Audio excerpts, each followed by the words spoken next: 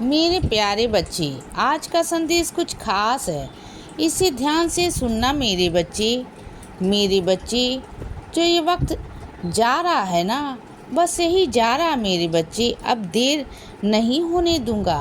तुमने बहुत इंतज़ार किया, बहुत दिनों से तुम इंतज़ार कर रहे हो बच्चे, बहुत महीनों से इंतज़ार कर रहे हो, इसी सोच में कि बाबा कब पूरा करेंगे, बाबा कब सुनेंगे मेरी बात को।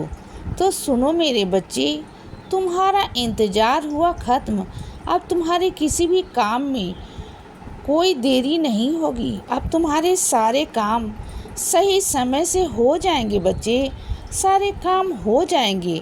तुम बिल्कुल चिंता मत करना बच्चे। मुझे मालूम है कि तुम परेशान हो, बहुत परेशान हो बच्चे, लेकिन परेशान मत हो। अब तुम्हारी ज़िंदगी में खुशियाँ आने वाली हैं बच्चे। अब तुम्हारी ज़िंदगी में शांति भी आने वाली है बच्चे, सुकून आएगा। तुम देखना बच्चे और सुनो, तुम जिस नई दिशा की तरफ कदम बढ़ा रहे हो ना बच्चे, तो उस तरफ कदम बढ़ाओ मेरे बच्चे, बढ़ा लो। ज़्यादा सोचो मत बच्चे, क्योंकि तुमने बहुत मेहनत की है और तुम मेहनत कर रहे हो बच्चे, और आगे भी करोगे, मुझे मालूम है। हाँ, मालूम है बच्चे कि बहुत सारी प्रतियोगिता है तुम्हारे आसपास, लेकिन तुम जी जान लगाकर मेहनत करो बच्चे। तुम इतनी शिद्दत के साथ मेहनत करते हो, फिर तुम कामयाब क्यों नहीं होगे बच्चे? तुम कामयाब ज़रूर होगे, तुम्हें कोई रोक नहीं सकता बच्चे। चाहे मैदान के अंदर 10 खिलाड़ी ही क्यों ना हो बच्चे, लेकिन वो मेहनत करेगा वही तो आगे बढ़ जाएगा ना, और तुम उसमें एक हो। तुम मेहनती हो बच्चे, तुम मेहनत करते रहो, और मेहनत करने वाले को कभी कोई नहीं हरा सकता बच्चे। तुम मेहनत करते हो ना मेरे बच्चे। और सुनो, तुम अपनी कोई चीज़ देकर ना किसी को भूल गए हो बच्चे। याद करो, तुम्हारी कोई चीज़ किसी और के पास में पड़ी हुई है बच्चे, रखी हुई है। याद करो ना बच्चे, और वह वापस मांग लो बच्चे, क्योंकि वह तुम्हें वापस नहीं दे रहा मेरे बच्चे जानबूझकर, लेकिन वह तुम्हारी चीज़ तुम्हें वापस मांग लेनी चाहिए बच्चे। तुम भूल गए हो ना। याद करो बच्चे, कौन सी चीज़ है मेरे बच्चे, और उसे वापस लेकर आओ। तुम्हारी चीज़ तुम्हें उसे वापस क्यों नहीं ला रहे बच्चे? लेकर आओ बच्चे। और तुम्हें क्या लगता है कि जो तुम्हारे साथ हुआ वो मैंने तुम्हें चोट दी है बच्चे, मैंने तुम्हें सज़ा दी है? नहीं, ऐसा बिल्कुल भी नहीं है। यह सोच तुम्हारी है मेरे बच्चे। तुम मुझ पर दोषारोपण कर रहे हो बच्चे कि तुम्हारे बाबा ने तुम्हें दंड दिया है, मैंने तुम्हें सज़ा दी है। नहीं मेरे बच्चे, मैं कभी भी अपने बच्चों को सज़ा नहीं दे सकता, कभी दंड नहीं दे सकता। हाँ, सबक सिखाता हूँ, बताता हूँ, समझाता हूँ, लेकिन मैं कभी दंड नहीं देता हूँ बच्चे, कभी सज़ा नहीं देता हूँ। और जो कुछ तुम्हारे साथ हुआ ना, तुम यह भूल गए कि तुम्हारे साथ कुछ बड़ा हुआ है, हो सकता था बहुत बड़ा, जिससे मैंने टाल दिया मेरे बच्चे। तुमने इस और कभी ध्यान नहीं दिया बच्चे। तुमने बस यह ध्यान दिया कि तुम्हारे बाबा ने तुम्हें चोट पहुंचाई। तुमने हमेशा नकारात्मक ही सोचा। क्या तुमने दूसरी ओर देखकर सकारात्मक देखने की कोशिश नहीं की बच्चे? अगर तुमने गिरते तो और भी कुछ ज़्यादा हो सकता था बच्चे। बस कम में मैंने तुम्हारा ख़त्म कर दिया बच्चे। जो आज एक हफ्ते तुम आराम पर हो ना, वो तो महीनों सालों हो सकते थे बच्चे। तुमने क्या इस बात पर गौर किया? नहीं तो किया करो बच्चे। तुम और मैं, हम एक दूसरे के बारे में अच्छे से जानते हैं बच्चे। तीसरा इंसान नहीं जानता, और तीसरा इंसान अगर आकर मेरे बारे में तुमसे कुछ उल्टा सीधा कह रहा है ना, तुम्हारे इष्ट के बारे में, तुम्हारे बाबा के बारे में कुछ कह रहा है ना बच्चे, तुम विश्वास कर रहे हो। वो क्या जाने कि तुम्हारा और मेरा रिश्ता क्या है बच्चे? क्या मैं तुम्हें कभी दुख पहुंचाता हूँ?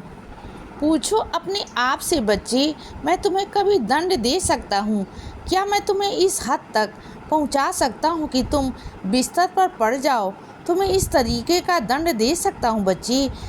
नहीं ना, पूछो अपने आप से, पूछो अपने दिल से। ऐसा तुम्हारा बाबा कभी नहीं कर सकता, कभी नहीं, यानी कि कभी नहीं। तो समझो मेरी बात को बच्चे। हाँ, जो कुछ हुआ ना, बल्कि मैंने तुम्हें बचाया है बच्चे, इससे भी ज़्यादा होने वाला था। तुम्हें बचाया है मैंने वहाँ से।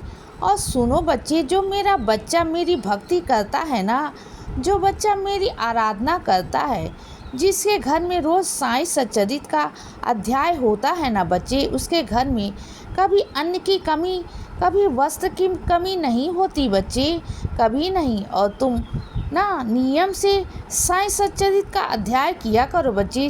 साईं सच्चरित महज एक पुस्तक नहीं मेरे बच्चे, अगर तुम पढ़ोगे ना तो तुम्हें इसकी लीला भी दिखाई देगी तुम्हारी ज़िंदगी में बच्चे। और जिन बच्चों ने साईं सच्चरित रोज़ पढ़ी है ना, रोज़ अध्ययन किया है ना, उनके जीवन में परिवर्तन भी हुआ है बच्चे। चाहे तुम मानो या ना मानो, लेकिन हर रोज़ दिनचर्या में तुम्हारे साथ कोई ना कोई लीला ज़रूर होती है मेरे बच्चे, मेरे होने का एहसास ज़रूर होता है। और तुम्हें पहले ना मेरे बच्चे कष्ट निवारण मंत्र और स्तंभ मंजरी तुम नियम से किया करते थे, लेकिन तुमने बीच में छोड़ दिया किसी कारणवश। तो दोबारा से शुरू करो ना।